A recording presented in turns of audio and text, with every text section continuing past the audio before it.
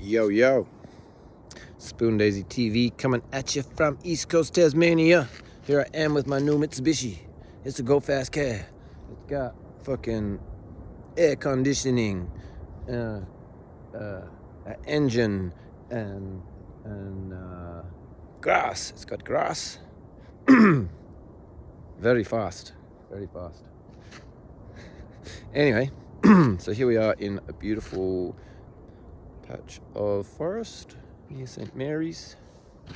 It is like, yeah, it's a beautiful creek here. Has been clear cut, clear felled. Means they take every single tree and leave bare earth afterwards for the purposes of making, you know, it used to be newspaper and cardboard, but we don't read newspapers anymore. So now it's just cardboard and packaging. So yeah, that'd be nice if we found something else to make cardboard out of. You can actually recycle it, so all that cardboard can get made back into cardboard, which is good. Maybe we can just use less cardboard and leave our forest standing and grow for actual like timber, because you can do good stuff with timber. It's worth a lot of money. We've been doing good stuff with timber for a long time. Eventually it just rots away or burns, or you know, if you're building ships, sailing ships out of it, then it eventually just sinks, rots away and sinks.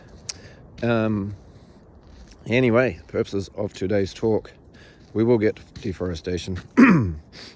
Maybe we should just finish that now. We'll come back to it, I'm not sure. Because, yeah, there's a beautiful world here. And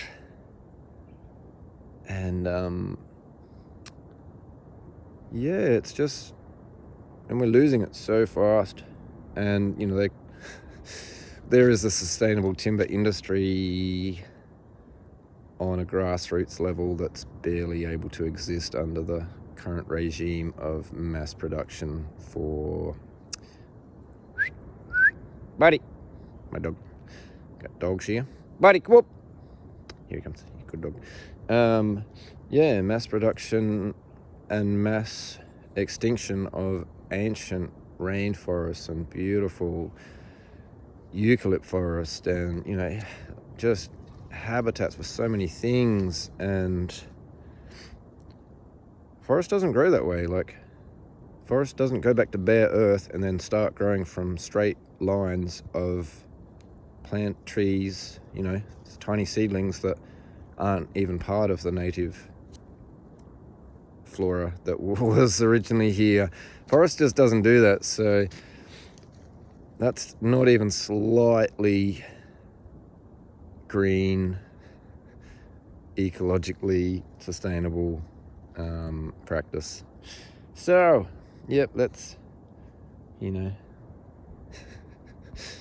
let's find a better way to do it. And you know, so all our forests need a lot of regeneration. Oh, that's where I was going to get to it. There's a bit of gorse back here, and I'm trying to find something to dig it out with, because I haven't got any digging tools with me. And so I thought that this Manu Mitsubishi might have like, whoa, she gone. Might have something that I could dig him out with. But otherwise I brought the handsaw, so I can just cut them off. There's only a few. And dig him out next time, because all the gorse is flowering now. It's easy to find, and it hasn't really got to the northeast of Tasmania. Well, it has, you know, but there's a definite line where it stops and hasn't progressed much further. So St. Mary's is heavily infested with gorse, and you know, the farmer's been doing a good job of, I see a lot of gorse getting cleared now. And but that's on farmland. So in the forest where it gets into the trees, you know, you can't get in there with a big machine to rip it all out without knocking all the trees down. So it's going to have to be done by hand.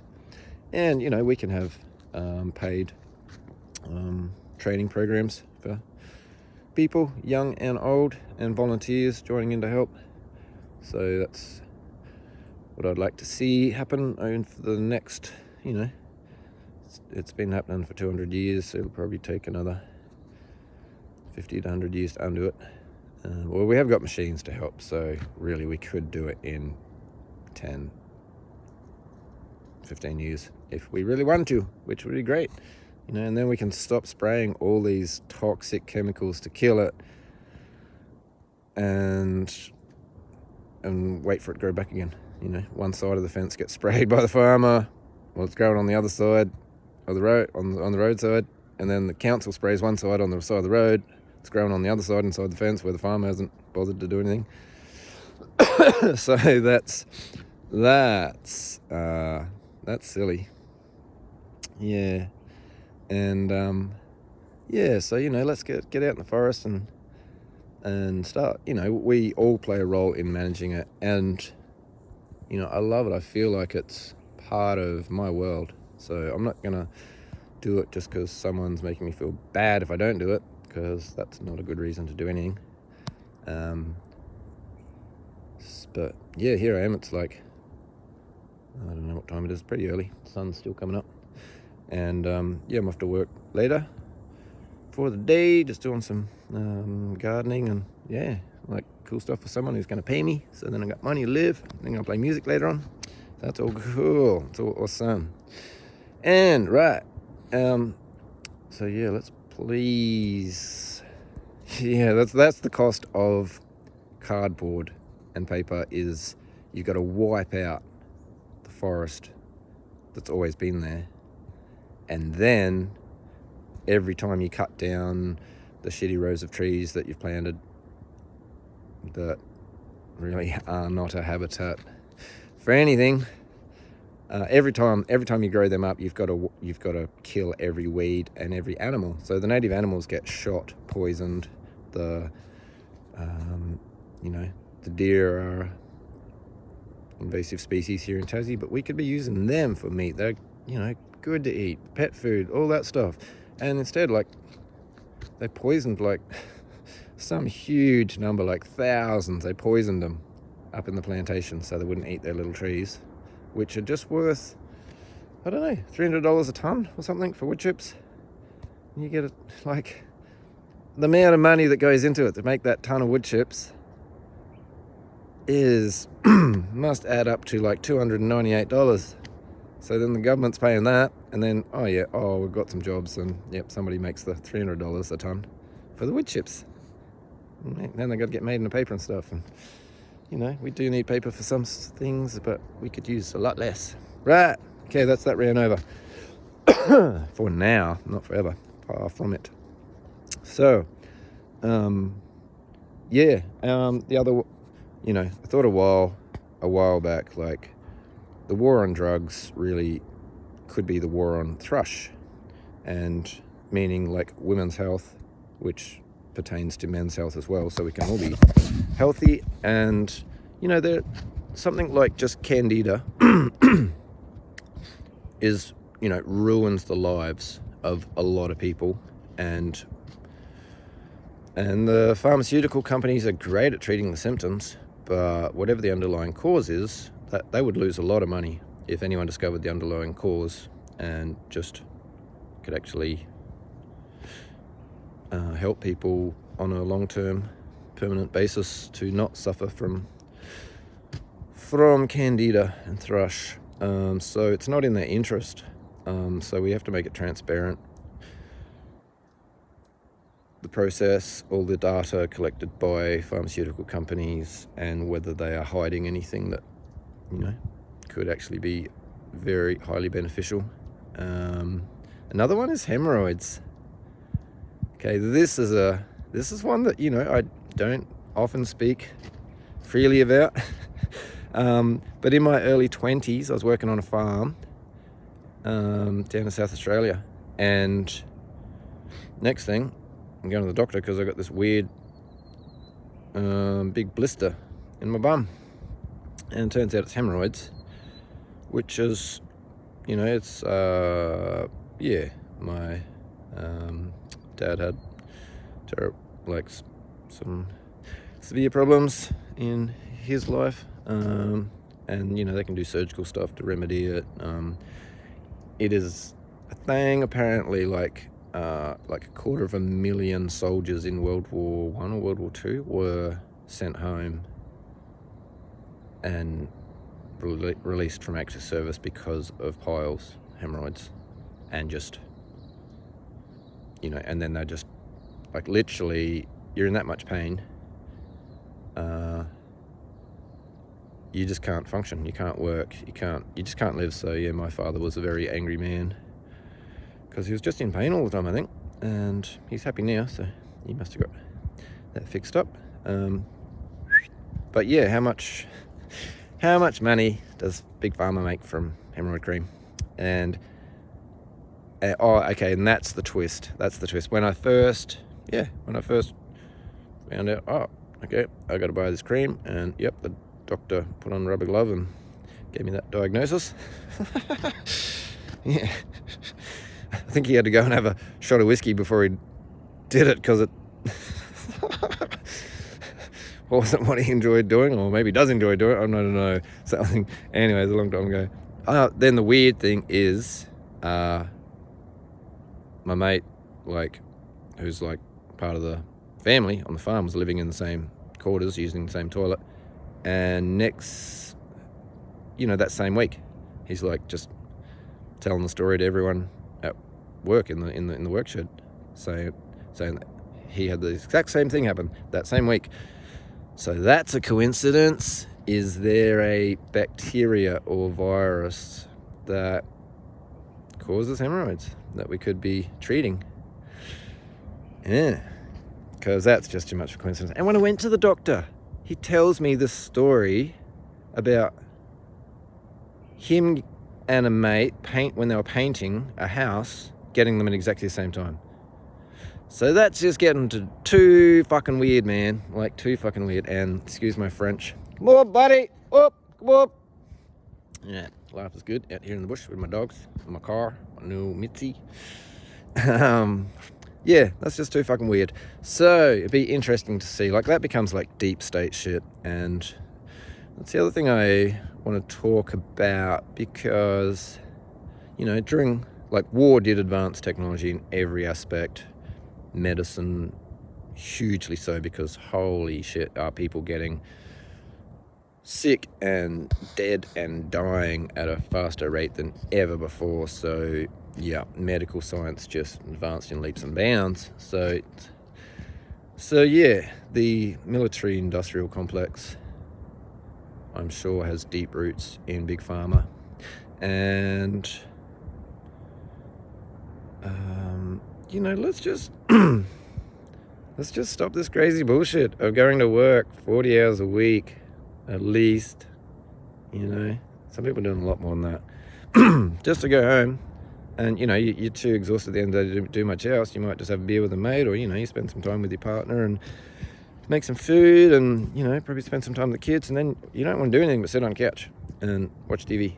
So we become this strange animal, like, and we're not supposed to be that animal. So a lot of the pain, suffering, and unhappiness could be easily remedied by, you know, making 20 hours the average. Buddy, come on, wait, come on. The average number of hours for working. And, you know, if you work more for 6 months, you work 40 or 50 hours a week for 6 months, then you should be able to take the rest of the year off. And, you know, wintertime used to be the traditional time of rest and just conserving energy, like, for European people, and Eurasian people who lived, you know, North Mongolia, Siberia, Alaska. So that's not Eurasian, then that becomes Indigenous American. And, you know, at the other end of the American continent, it's pretty damn cold down there. So yeah, this is let's get back to nature. And yeah, and that's okay. Now the circle becomes complete, because we're spending all this money on war, and the war on drugs is some bullshit for political oppression they invented, which is working nicely for them. And now they just sell us the weed, and they're even selling the other shit too in Canada. Just, yep, here it is. It ain't going too good. But anyway, just war in general. Let's make it the war on thrush. Let's make it the battle to improve people's lives and restore our quality of life and standard of living, and stop destroying nature to create this artificial world where we live in between 4 painted walls, a painted roof, and a carpeted floor. And and sometimes we work in that environment too, and then we sit in a car in between those two artificial environments, which is another artificial environment. And when do you actually get in nature? So like the actual tree, the loggers out here are logging the native forest still in Tassie. We've got a bit left, so better just finish it off before we got to finish the job properly. They're actually getting to see, they're the only people going to get to see this forest, and have been for a very long time. So no one else can see it because it's gone. And then, it grows back it's at an unnatural rate because all the little trees come up too close together, need to be thinned out. How did I get there? Oh yeah, just quality of life. So yeah, everything is connected. So protect the forest, and and protect people's lives and health from this capitalist nightmare that profits from sickness. So let's start a science prize in schools and universities,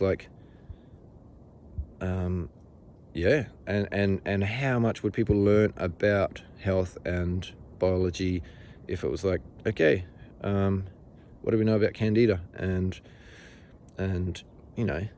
there's some smart kids out there, smart young adults, some smart adults in school and university, and yeah, let's stop putting a price on every minute of our time, because it costs money to go to the doctor. It costs someone money. We're lucky in Australia. I can go to the doctor and it's bulk billed, so our system's working very well. But even then, I don't, I get a test for candida or a STI or just a blood test or something, and I've got no idea what tests, they'll say, oh, this showed up or this didn't. But wouldn't it be interesting to know, see that stuff under a microscope? They could say, oh, you got all of this happening, and we've got healthy flora. The bacteria on our body, pretty sure we've got more bacteria on one person's body than number of human bodies in the entire world. We've got billions and billions. We're a living ecosystem. and wouldn't it be interesting to know all that stuff? So yeah, let's get proactive, man. And these deep, that's the elephant in the room, is the military industrial complex. And for as long as history has been written, we have been devising better and better methods of war and death and destruction to kill each other and rape and pillage each other's women and livestock and wealth. So that's what war's about. So if anyone comes up with some bullshit about how fucking Allah made them do it, Allah didn't make them rape women or men, because I think men get raped at a pretty even quantity in that situation. And I wonder, I'd be very interested to know how many people of which different religious faiths have watched those videos of rape and torture that happened on October 7. And that's a horrible, you know, it's so horrible that it happened and that it's just, you know, still hasn't stopped happening. Like it's horrible. But that, you know, then it becomes actual just pornography for, you know, that's a sick world I don't even want to live in. So, you know, for all them people just get wiped out by a virus, then, you know, and I mean, I don't mean them people as in of any particular faith, because there's good and bad people of every creed and every color. And so I want peace, and I want a decent world of prosperity for everyone to live in, you know, especially the people of Yemen and Gaza, because they are suffering more than anyone else in the world. They are being held in the grip of poverty and have no control over their lives. So then they become the easy targets for religious extremism. Like, they got nothing else to empower themselves. So just crazy, violent bullshit sounds good. Whereas everyone else goes, no, I'm just going to go home and just, you know, have beer and probably watch footy. Yeah, that's what should be normal, okay? And they can't, you know, they haven't got that luxury. And that's not even luxury, that's just basic human rights. So yeah, I would like to see love and light and happiness for everyone. And, you know, and the deep state military industrial complex is the elephant in the room. We know we're talking about democracy and all this stuff. And so, you know, everyone in the room's holding a white flag. You know, that's what civilization is. It's there's a classic line from Seeking a Friend for the End of the World, where she says, "If you don't rape me, I won't steal anything." And that is the basis of civilization. It's this shared agreement, mutual agreement that, okay, if I get hungry, I won't eat your kids. Like, if you don't eat mine, I won't create some religious fuckwittism to make it okay to fucking shoot your dog, steal your horse, murder your children. No, I'm not sorry. Anyway, I am sorry that exists in the world for me to just keep coming back to, but there is some horrible, sick violence, and we're being actually brainwashed into thinking that it's okay. So that's a danger. That's a big danger. Not only are the worst, most sick, violent atrocities being committed against people of Israel, and Jewish people everywhere over the world being subjected to it, living in fear for their lives. But woke folk be thinking it'd be okay. It's like, oh yeah, them Jewish folks, they don't matter. They had it coming, you know. Yeah, they like colonial or something. I don't know. It's like something like that. Yeah. So that don't matter. We just shut one eye.